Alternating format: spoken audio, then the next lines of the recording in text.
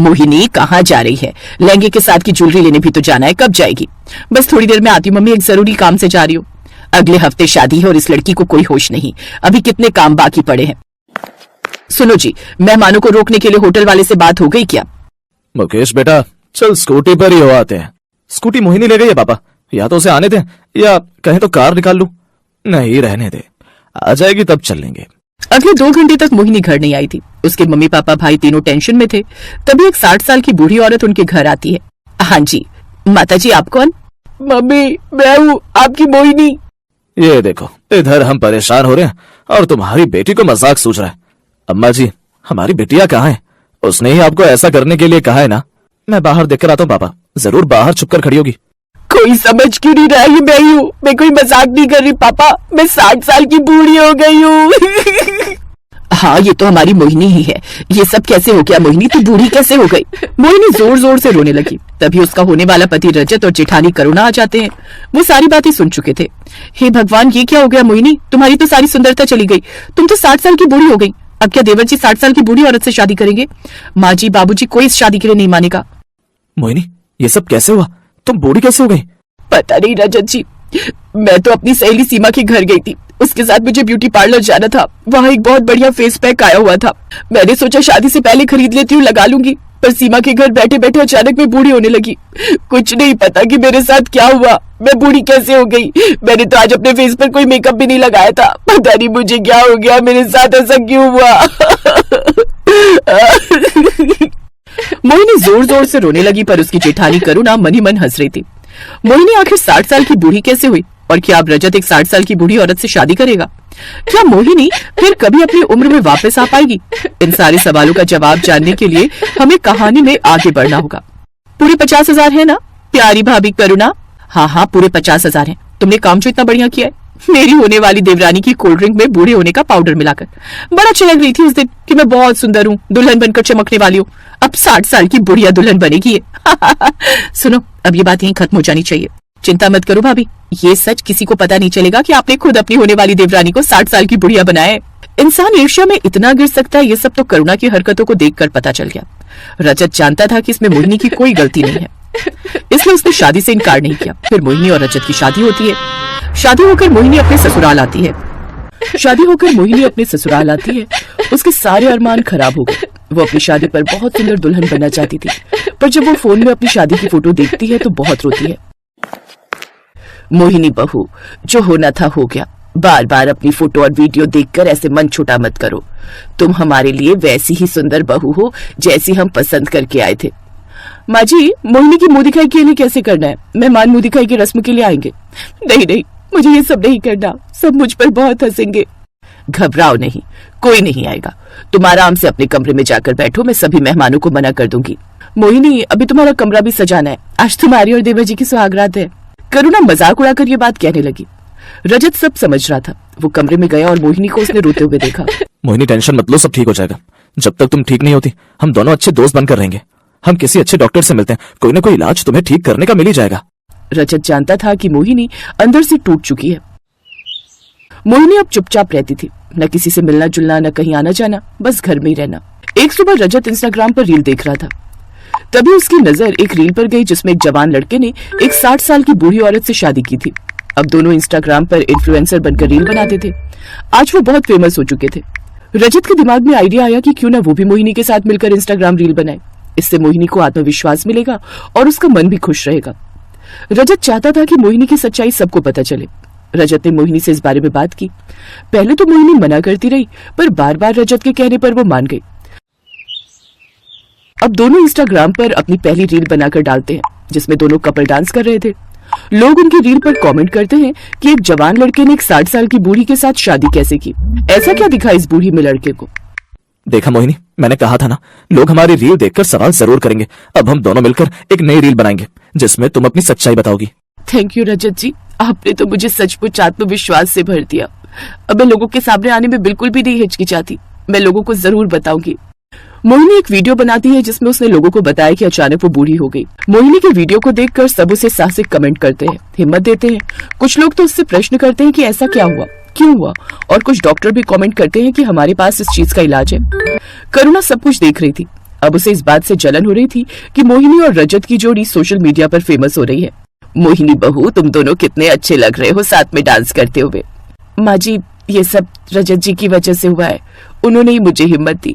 आपको पता है माँ जी, आज हम एक डॉक्टर से मिलने जा रहे हैं, उन्होंने कहा है कि वो मुझे ठीक कर देंगे। ये तो बहुत अच्छी बात है बहू, जरूर जाओ, मैं जानती हूँ मेरी बहू बिल्कुल ठीक हो जाएगी। तभी मोहिनी की सहेली सीमा का फोन आ जाता है। सीमा फोन पर जोर जोर से रोने लगी और उसने रोते हुए सारा सच मोहिनी को बता दिया। मोहिनी, मोहिनी मुझे माफ कर दे, तुझे पता है जैसी करनी वैसी भरनी, कहावत सही है। मैंने तुझे वो पूरा होने वाला पाउडर कोल्ड ड्रिंक में मिला कर दिया था ना, गलती से मैंने अपनी कोल्ड ड्रिंक में नमक समझकर डाल दिया, और देख मैं भी बूढ़ी हो गई।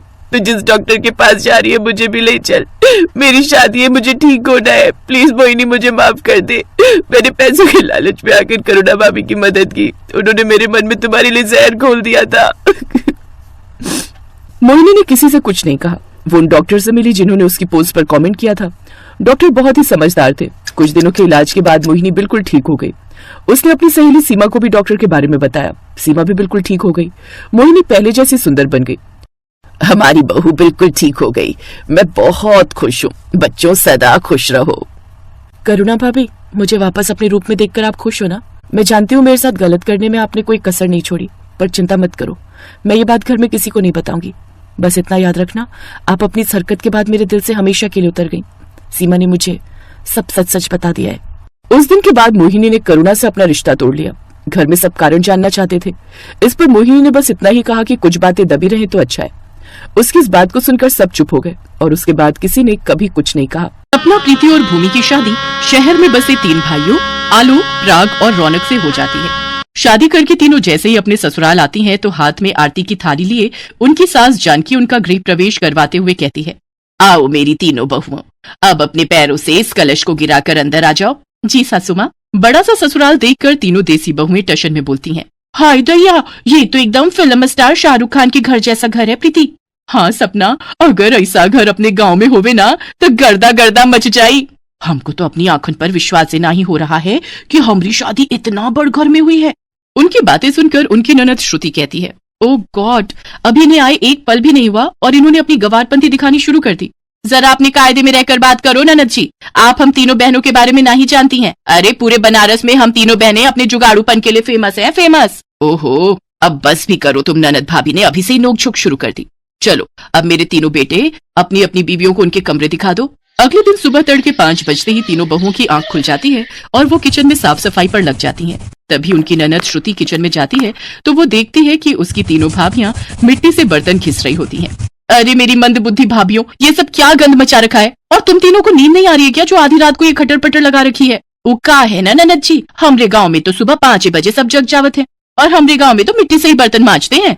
हाँ, इससे 2 फायदा है, एक तो बर्तन भी अच्छे से चमक जावत है और साथ ही साबुन के पैसा के भी बचत हो जाता है। अरे पर ये तुम्हारा बनारस गांव नहीं बल्कि मुंबई शहर है, यहाँ ये सब जुगाड़ूपन मत दिखाओ और अपनी ये सब बचकानी हरकतें बंद करो प्लीज।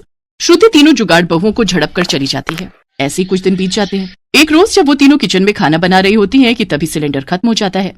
अरे मोरी मैया, ये चूल्हा तो लगता है बिता गया। अरे बहू, रोटियां बन गई हो तो जल्दी से ले आओ। अरे बाप रे, अब क्या होगा?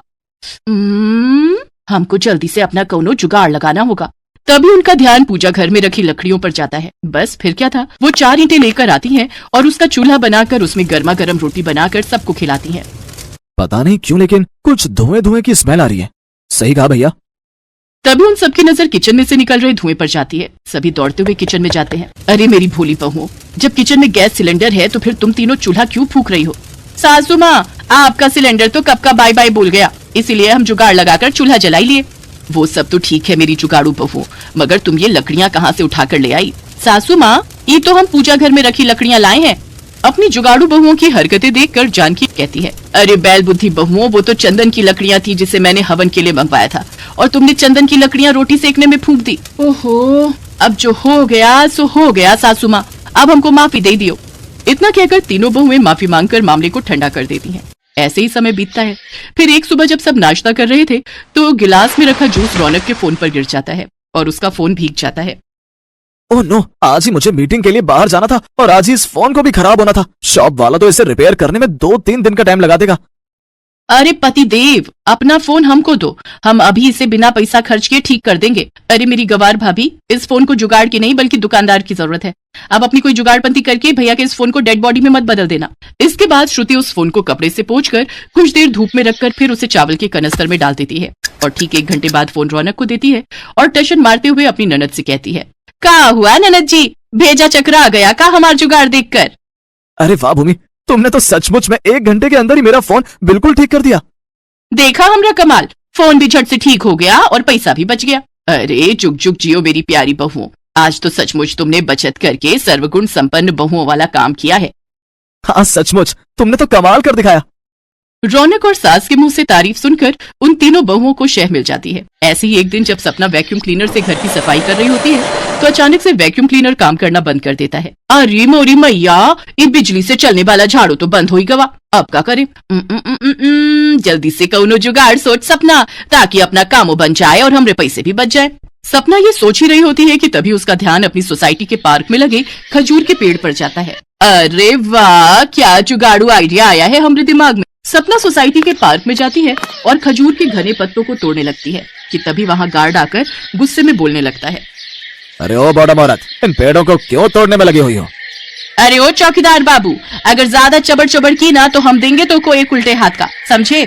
और वैसे भी ये पार्क तो हाथ बाप का है का? गार्ड को 4 बातें सुनाकर सपना खजूर के घने पत्ते तोड़ लाती है और उन्हें लेकर घर आती है और उससे झाड़ू बनाकर तैयार करती है और झाड़ू लगाने लगती है। तभी जानकी गुस्से में तिलमिलाते हुए उस पर बिगड़ते हुए कहती है, क्यों रे सपना बहू, ये मैं क्या सुन रही हूँ? तू सोसाइटी के गार्ड से लड़कर आई है और ये तेरे हाथ में क्या है? सासू माँ, ये झाड़ू है जिसे हमने खजूर की टहनियों से बनाया है। अरे वाह सपना, तूने तो कमाल कर दिया, भाई मान गए तुझे, छा गई तुम तो। अरे चुप करो तुम तीनों, भला इतनी कंजूसी करके भी क्या फायदा? तुम तीनों की जुगाड़बंदी ना एक दिन सोसाइटी वालों के सामने हमारी धज्जियां उड़ाकर रहेगी। इस तरह तीनों जुगाड़ू बहुओं को घर वालों से खूब खरी खोटी सुननी पड़ती है। ऐसे ही वक्त गुजर जाता है। फिर एक सुबह प्रीति नाश्ता लेकर गुनगुनाते हुए अपनी ननद के कमरे में आती है।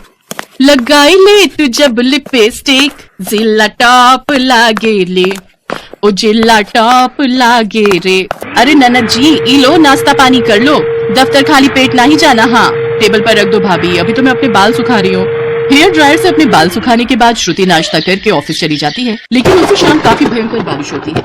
अरे प्रीति, तुम मेरा वाला कुर्ता पजामा प्रेस करके रख देना, कल मैं ऑफिस वही पहन कर जाऊंगा। जी हमरे बलमा। इतना कहकर प्रीति अपनी ननद के कमरे में जाती है और उसका हेयर ड्रायर लाकर उससे अपने पति के कपड़े सुखाने लगती है, लेकिन तभी उसे तेज बिजली का करंट लगता है और वो चिल्लाते हुए कहती है, अरे मोरी मैया, मर गई रे मर गई, कौनो हमको तनिक बचाओ तो। सभी भागते हुए अंदर आते हैं और श्रुति जल्दी से बोर्ड का स्विच बंद करती है। अरे ये सब कैसे हुआ? प्रीति उसे सारी बात बताती है और श्रुति उन्हें खूब सुनाती है। भाभी, मैंने तुम्हें पहले भी समझाया था ना, आज अपनी बेवकूफियों की वजह से तुम्हारी जान तक भी जा सकती थी। मैं कहती हूँ अब तो अपनी जुगाड़पंथियों से तुम तीनों बाज आ जाओ, नहीं तो अठन्नी चवन्नी बचाने के चक्कर में एक दिन अपनी जान से हाथ धो बैठोगी। श्रुति बेटी बिल्कुल सही कह रही है, बहू इतनी कंजूसी भी अच्छी नहीं, और जिसका काम वो उसी को साजे, कोई दूजा करे तो बुद्धू बाजे। हमको समझ आ गया सासू माँ, अब हम कोनो भी काम में जुगाड़ नहीं लगाएंगे।